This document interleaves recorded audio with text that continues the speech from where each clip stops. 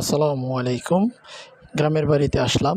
দেখেন গ্রামের পরিবেশ কতই সুন্দর, চারিদিকে সবুজ। কিছুদিন আগে এখানে ফসল ছিল, ধান ক্ষেত ছিল, সবগুলা মানুষ কেটে নিয়ে গেছে।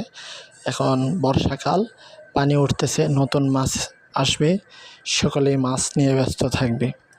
তো গ্রামের বাড়িতে ঈদের ছুটিতে আপনারা কারা কারা আসছেন কমেন্ট করে আমাদেরকে জানাতে পারেন। অনেক সুন্দর, দেখেন চারিদিকে সবুজ, গাছপালা উঠছে, ছোট ছোট ঘাসগুলা উঠছে। রাস্তা দেখেন, নতুন করে মাটি কেটে রাস্তায় দেওয়া হইল। সুন্দরই দেখতে চারিদিকে পরিবেশ। সামনে আগাই, দেখা যাক কি দেখা যায়। এখানে একজনে দেখতেছি হাঁস নিয়ে আসছে, জিজ্ঞাসা করবো, দেখবো কতগুলো হাঁস নিয়ে আসছেন তিনি। এই জায়গাটা খুব আমাদের পরিচিত। এখানে একটা দরগা আছে, আমাদের গ্রামের ভাষায় আর কি দরগা বলে, যেখানে মান্নত টান্নত করে ক্ষীর বা সিন্নি টিন্নি দিত। এখানে 400 হাঁস নিয়ে আসছে। হাঁস বিক্রি মানে যে লালন পালন করে, সে 400 হাঁস নিয়ে আসছে।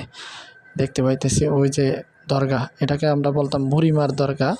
এখানে একসময় ক্ষীর দিত, আমরা তখন ছোট ছিলাম, এখানে আসতাম আমরা, আইসা ক্ষীর খাইতাম, আমার ঘরে নিয়ে আসতো সবাই। তো শৈশবের কথাগুলো মনে পড়লো। এই যে দেখেন ছোট ছোট হাঁস, দেখা যায় না, অনেক ছোট। সেই হাঁসগুলো বড় করে তারপরে ওনারা বিক্রি করে। তাই সকলে ভালো থাকবেন, সুস্থ থাকবেন।